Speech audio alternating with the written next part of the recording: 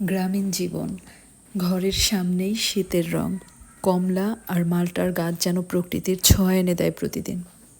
ঢাকা থেকে রওনা হয়েছি, খুলনা আসবো বাবার বাড়িতে। তো রাত 1টা বেজে গিয়েছে বাসায় পৌঁছোতে। ভোরবেলা যখন ঘরের দরজা, মেইন দরজা থেকে বাইরের দিকে তাকিয়েছি, চোখ জুড়িয়ে গিয়েছে। আমার আম্মু তার ঘরের সামনেই এরকম একটা মাল্টা গাছ এবং একটা কমলা গাছ লাগিয়েছিলেন।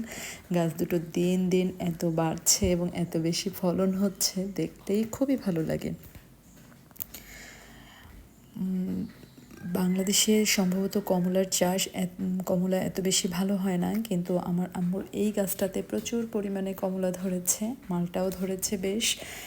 এবং এই অরেঞ্জগুলো কিন্তু বেশ সুমিষ্ট, খেতে ভালোই, আর দেখতে তো চক্ষু জুড়িয়ে যাওয়ার মতোই একটা বিষয়। এবং এটা একেবারেই টক না, মিষ্টি কমলা। আর ঘরের সামনে এরকম একদিকে একটা মাল্টা গাছ, আরেকদিকে একটা কমলা গাছ, এটা যেন চক্ষু শীতল করে দেওয়ার মতো একটা বিষয়।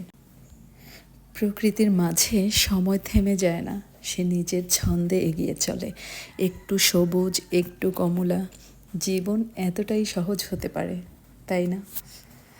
জীবনকে এত জটিল করে চিন্তা না করে জীবনটাকে একটু সহজভাবে যদি দেখা যায়, জীবন কিন্তু সহজ হয়ে ওঠে।